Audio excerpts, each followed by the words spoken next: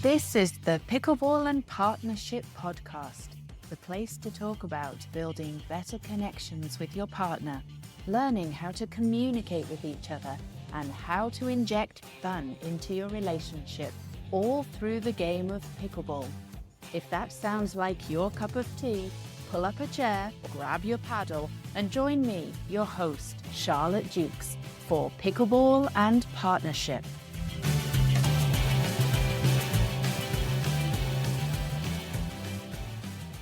Welcome to this episode of Pickleball and Partnership. 10 things I've learned about people through playing pickleball. Pickleball isn't just a game, it's actually a social experiment in motion. I've come to realize that pickleball is a social experiment in disguise. Think about it. Every time we step onto the court, we enter this tiny, fast-paced world filled with different personalities and backgrounds and quirks. In one game, you can witness competition, teamwork, frustrations, joy, people's egos, resilience, and even unexpected friendships.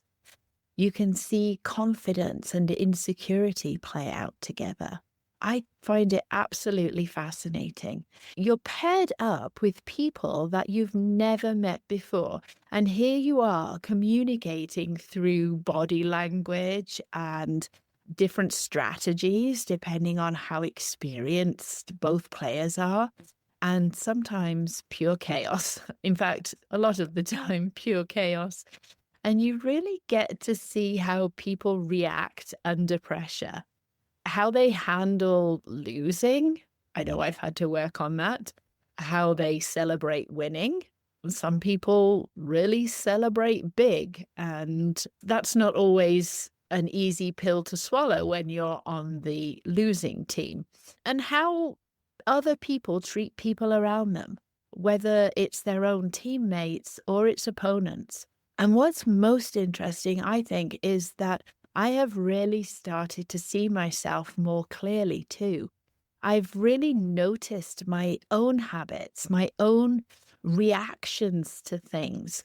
I've become more aware of my own strengths and, more importantly, my own insecurities.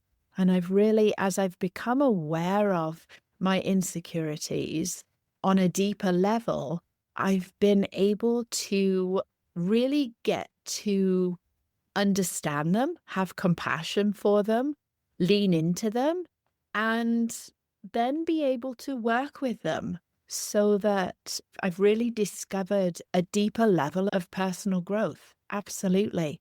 I can see how much I crave encouragement and how much I overthink my mistakes. And I realize that whether I'm playing for the fun of it or whether I'm actually playing and looking for validation at the same time. So since stepping onto the pickleball court, I've really learned so much more about human nature, more than I've learned. Not more than I've learned in the last sort of over 35 years as a nurse, but definitely I have learned more on top of what I've learned over the last 35 years in nursing. I've learned more about human beings and competition and teamwork and even vulnerability, and especially vulnerability. And some of those lessons have been aha moments. Others have been completely frustrating for me, and some have been downright hilarious. But in this episode, I'm sharing 10 things that I've discovered about people through my playing pickleball. And that includes the good, the bad, and the wonderfully unpredictable as well. And so I just want to talk about how these lessons can apply both on and off the court as well.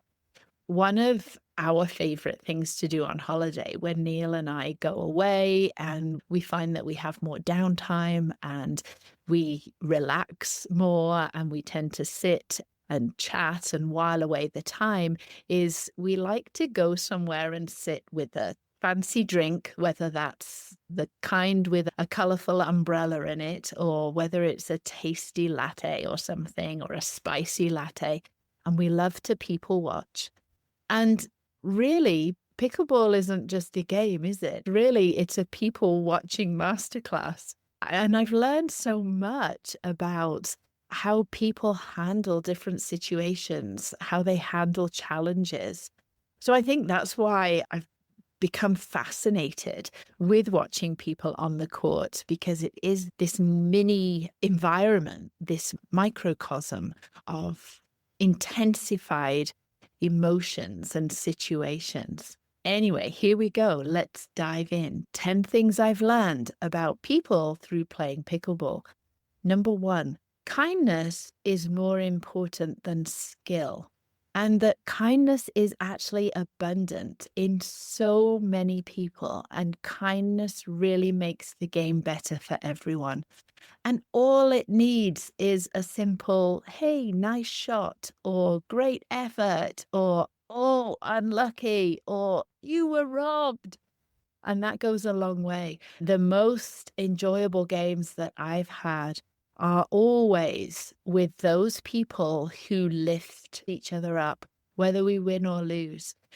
And the best games aren't always the most competitive. They're the ones where we are encouraging each other and we're laughing with each other and we genuinely are enjoying ourselves. A kind opponent really makes every game so much better. The best partners as well are not always the most skilled, they're the most supportive. I would much rather play with somebody who says, nice try, after I mess up, rather than somebody who groans loudly every time I miss a shot or rolls their eyes. That's why I love playing with Neil so much, because he is fiercely competitive, but he is so encouraging. Yeah, and he knows when obviously I'm trying and I'm doing my best, and I didn't intend to hit the ball into the net. But just that encouraging comment makes all the difference. And it makes all the difference to my next shot. I always remember our middle child, Olivia, when she was a toddler and she was 2 years old. And we were in England and we went into Marks and Spencer's there. And the people that worked in Marks and Spencer's were really quite strict, or maybe the English were just really quite strict. But anyway, Olivia was a little bit of our crazy one. She was our crazy redhead, and she loved to explore. One day we were in Marks and Spencer's and she was climbing on a display. I think there were a couple of mannequins on this display, and Olivia thought it would be a good idea to climb up there and stand next to the mannequins. The lady that worked there came marching over, told us in no uncertain terms that Olivia should not be on the display, looked at me as though I was the worst mother ever. And gosh, I felt scolded completely. And in comparison, I remember moving here to Canada. And again, she was probably still 2. She climbed on everything. And I think we were in Walmart one day and she'd actually climbed inside one of those circular clothes racks. And she climbed inside and she was hanging from the middle of this clothes rack. And the lady that worked in Walmart saw her and came over and just laughed with Olivia and held the rack steady and encouraged her to come out and was so kind. And I didn't feel awful. Gosh, I was having so much trouble chasing this child around and keeping an eye on her all the time. But what a difference that the kind lady made to me, to Olivia, probably to herself as well, undoubtedly to herself as well. So kindness goes a long way. It is way more important than any skill on the pickleball court that you might have. Number 2, people will surprise you. That quiet, unassuming player might actually be an absolute killer shot at the net. And the person that I've played with who says, "Oh, I'm not very good. I'm sorry. I apologize. I'm not that great. I haven't been playing for very long," might actually serve up shots that have flabbergasted me in the past. I've learnt never to underestimate anyone. Don't judge a book by its cover, because honestly, sometimes the quietest person on the court turns out to be an absolute beast when they start playing. And just thinking about that, sportsmanship isn't a given either, because some players will cheer you on even when they're losing. And others, I've learned quickly who's playing for fun and who's playing for war. So I think it's important to realize that, of course, we judge people and we sum them up the minute we see them, but they're not always who we imagine them to be. And a competitive game can bring out the best or the worst in anybody, where I've played with people that have been able to stay positive and encouraging, even when we're losing, even when perhaps I feel like it's my fault that we're losing.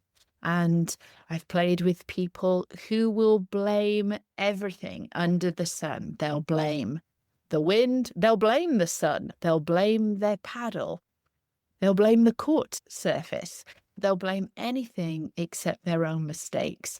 So I've learned that people really will surprise me in all kinds of different ways. Number 3, laughter is a universal language. And I think I've talked about in episodes previously about learning to laugh at myself. And absolutely, that is so important. We have had, oh gosh, I can remember ridiculous rallies where you think, there's no way my opponent is going to get that shot back. And then they do. And then we're reaching and lunging and running back for the lob. And then your opponent does this face plant on the other side. Yes, Mark, I'm talking to you because you seem to do that every time we play. Throws himself on the ground to get the ball, or a perfectly timed clashing of paddles. And you can be playing with somebody that you've never met before, a stranger, and immediately you've turned into instant friends because you're laughing about a particular crazy rally or the face plant or the fact that we slammed into each other. Because honestly, if you can laugh at yourself, other people will love you more. Other people will love themselves more and will love playing the game more and will have a better game because of it. We'll have a more fun game. And speaking of fun, number 4, people, I have realized, do have wildly different definitions of fun, because for some, fun means laughing and trying their best. And for others, I've noticed, fun means absolutely crushing their opponents 11-0, to absolutely pickle somebody. 11-0 is the best thing they've ever done. And they celebrate like they've just flippin' won Wimbledon or something. Yes, some people do take pickleball very seriously. You'd think that they're training for the Olympics and that their goal is not just to come out and get fit and meet people and have a good time. I've realized there are some people I play with, even as my partner, and playing against them, that their intensity it's inspiring, but it's also a little terrifying as well. Number 5, people struggle with self-doubt more than I think. Even the best players, I have heard sometimes whisper, I'm not good enough. Or, oh God, I messed up there. Watching other people battle their own mental blocks really made me realize how common this is in all aspects of life. And I think I'm just going to say this, I'm going to put it out there because I am a woman. And so I'm speaking from a woman's perspective.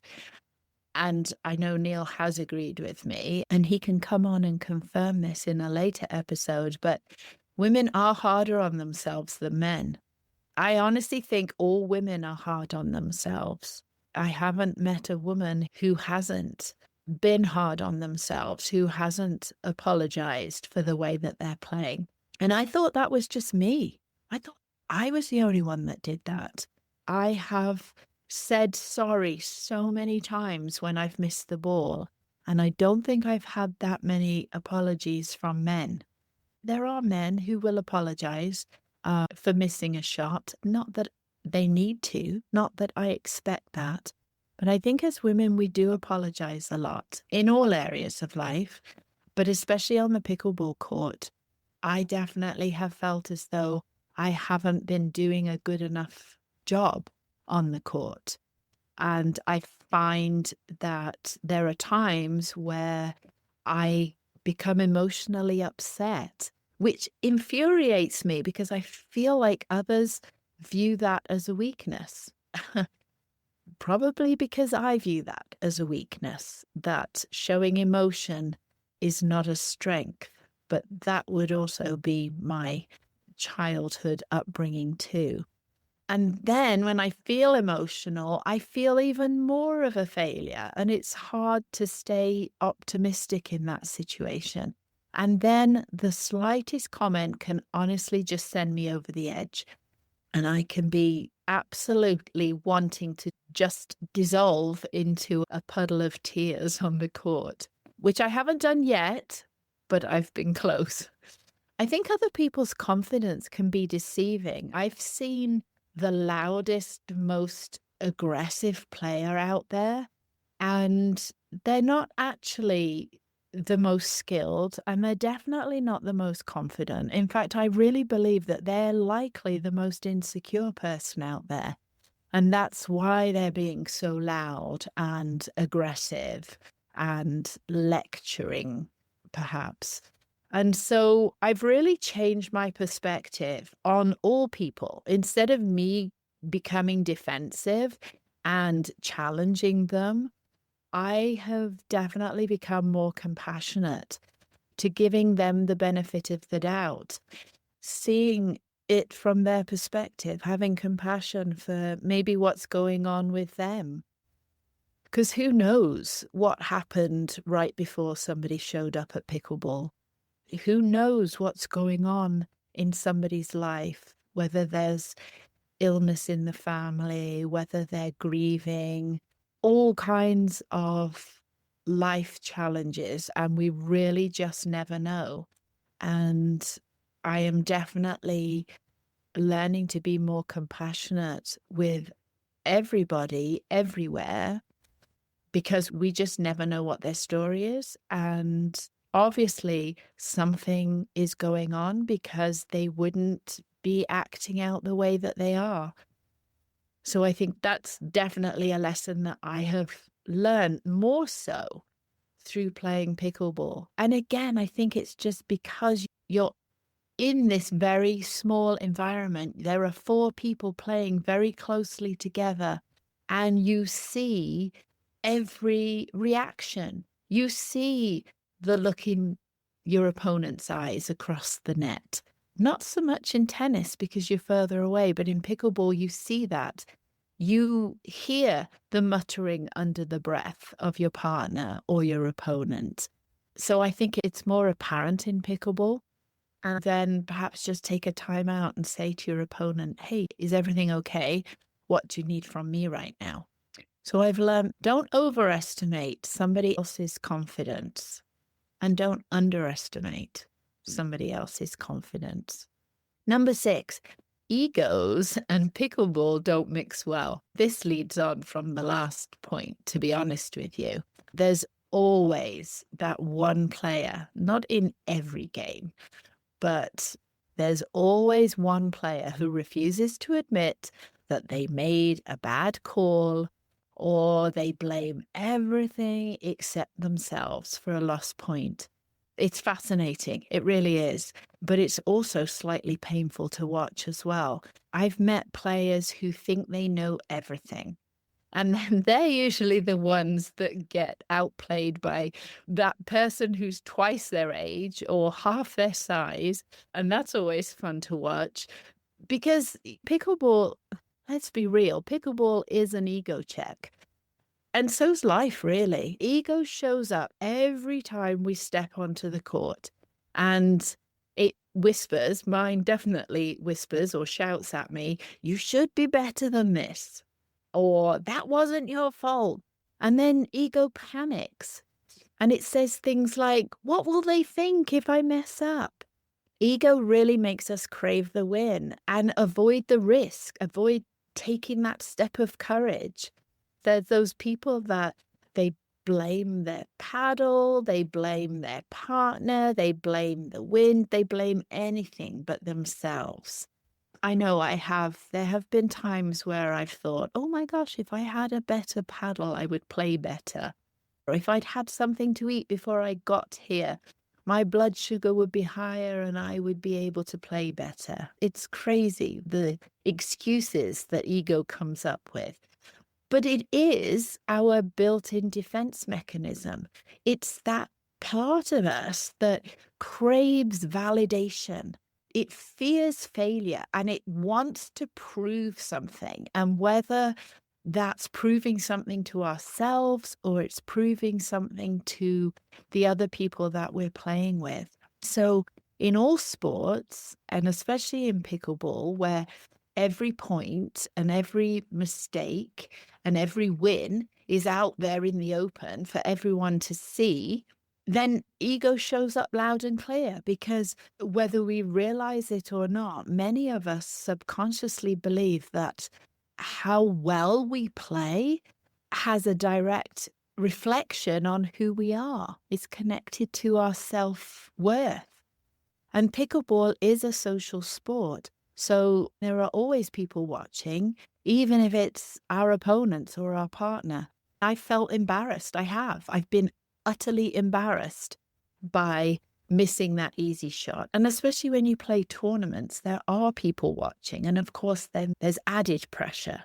Our ego, it struggles to accept that we're not always in control, because ego likes to drive the car. It likes to be behind the wheel. And we measure our skill against other players.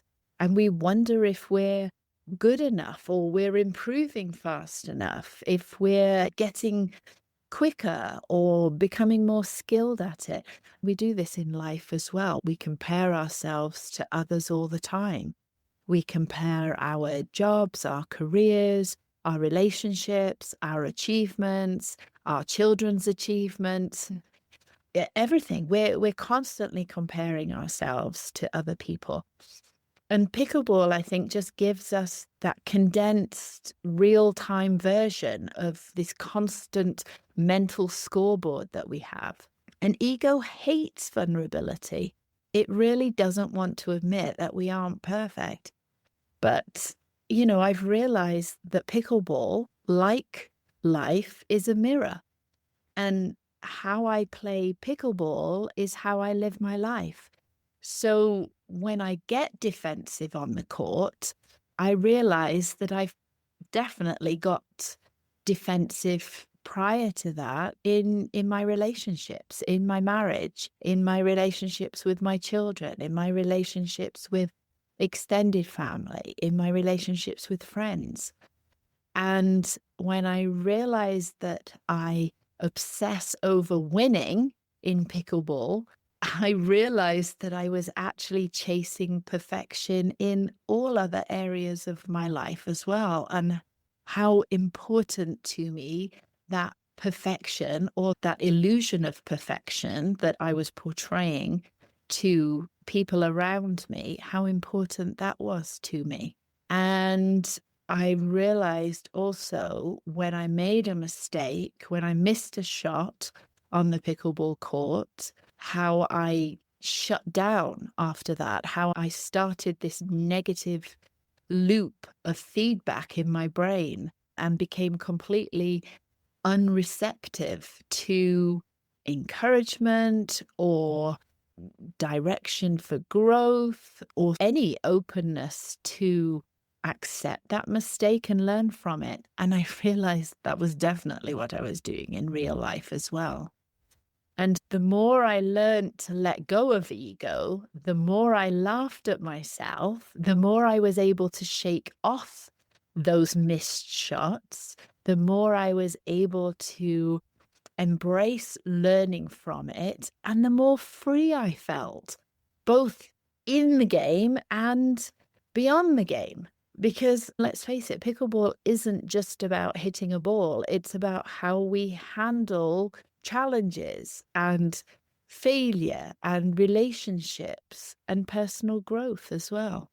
Number 7, not everyone who offers advice should be giving it.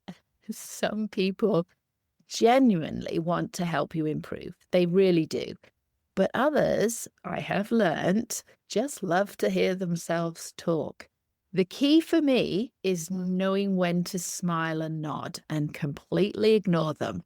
Wasn't it the penguins in Madagascar who stood on the side and said, "Smile and wave, boys, smile and wave"? And so I have that running in my head when I find somebody else is teaching me on the court, when they start giving me a lecture about what I should have done with that last shot, or where I should have positioned myself on the court. Inside my head, I say, "Smile and wave, boys."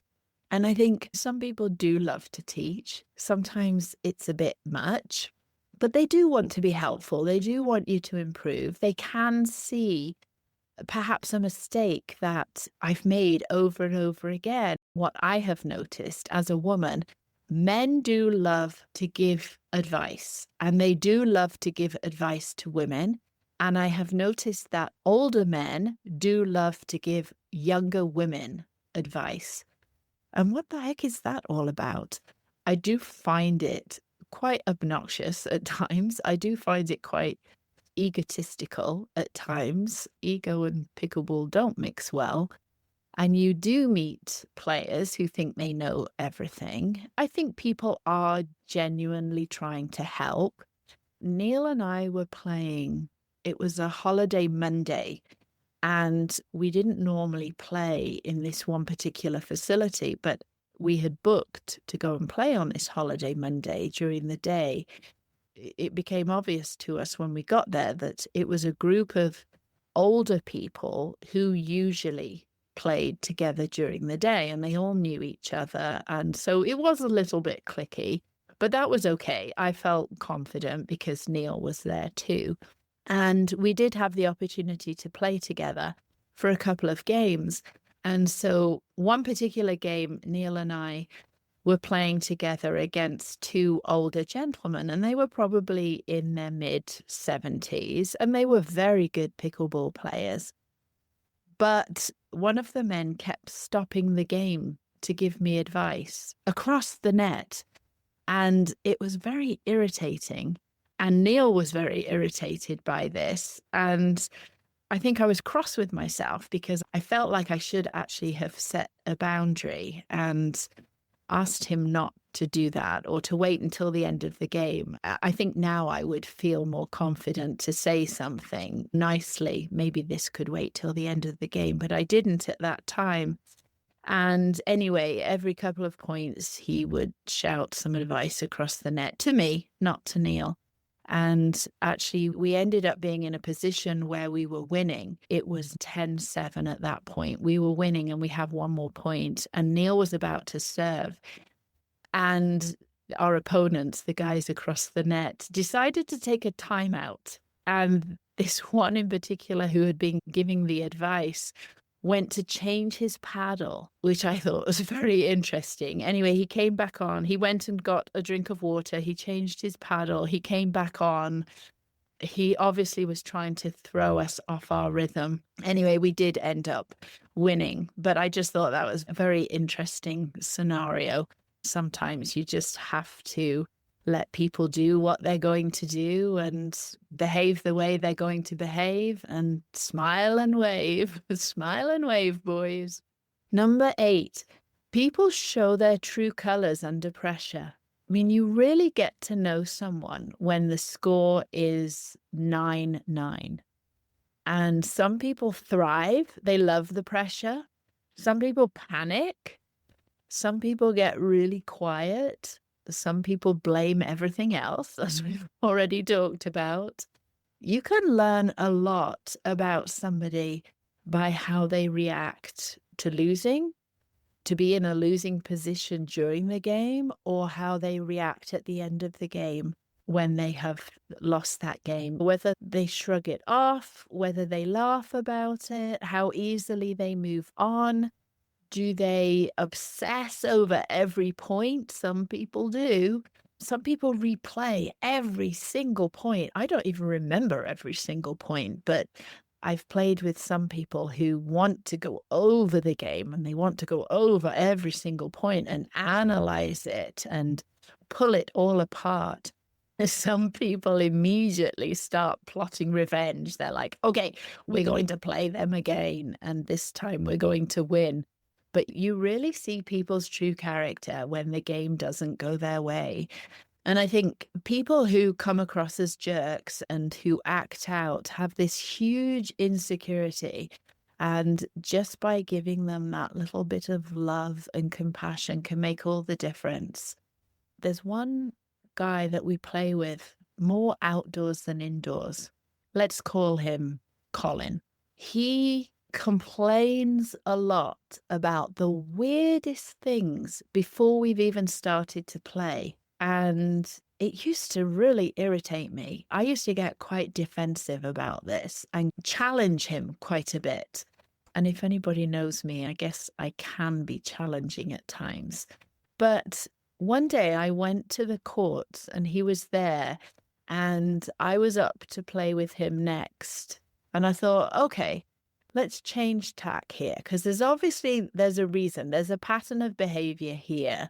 He goes onto the court and he's never happy and something is going on with him. So this one particular day, we started to walk towards the court and I think he was complaining about the ball that we were going to play with. And I said, hey, Colin, you don't seem very happy. What's going on? And we stood there probably only for 30 seconds. And he said, oh, yeah, the ball's not the right ball. We shouldn't be playing with this. And, oh, I've had a terrible morning and I rode my bike here. And he had a list of things. And I just stood there and I listened. And the more he talked and the more he complained, the calmer he got. And there was this look of surprise came across his face that I was still there listening. And I said, okay, do you want to play this game? Do you feel like you're in a good headspace to play this game? And he paused and he said, yeah, I am actually. Okay, let's go do this. And it was a great game. It was actually one of the best games that I've ever played with him. And I thought, isn't that interesting? I've wrongly been judging this guy to be rude and obnoxious and grumpy. And there's obviously things going on with him, as there are with people throughout life. But I think sometimes we're in such a hurry and we rush from one thing to the next. And I realized that I wasn't taking time to really be present with people and just to check in with them and see how they were doing at the start of every game. And that's something that I like to do now. Just check in with people. All it takes is 30 seconds sometimes to just let them vent, and then they can move forward and play a great game. And I hope that people are kind enough to give me that space too, which they are. And that's another reason I love pickleball as well. Number 9, friendships can form in the unlikeliest places.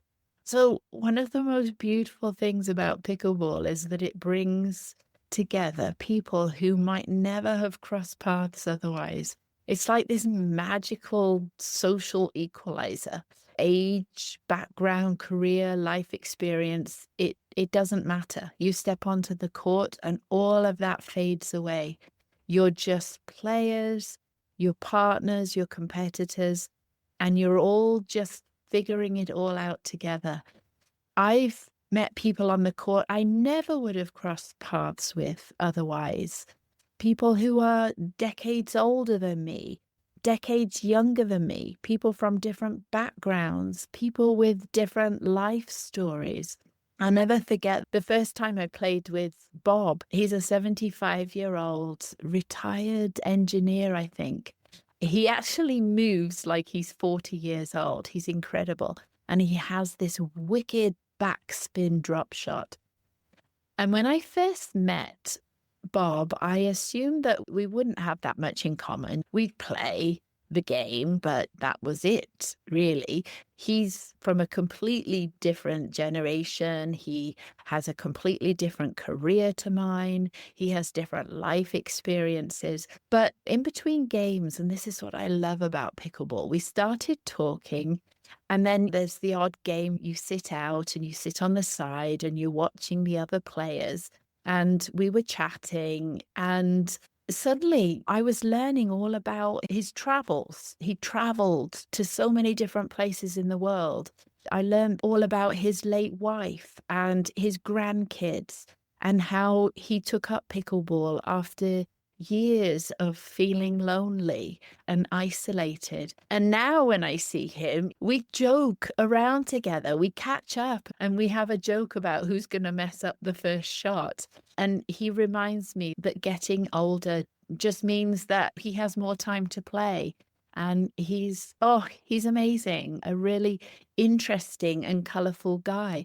And I would never have come across him or had the time to sit and chat and find out all about him. Pickleball doesn't care about titles or job descriptions or social circles. It honestly just brings people together. And I found that when I open myself up more to it, I find that the best connections are found honestly in the most unexpected places. And pickleball really is a social bridge like nothing else. And number 10, at the end of the day, people just want to belong. Whether they're competitive or casual in their play, whether they're a serious pickleball player or a silly pickleball player, everybody steps onto that court just wanting to connect, wanting to be seen and feel as though they're part of something bigger than themselves. And that's what I wanted from pickleball. That's what I get from pickleball.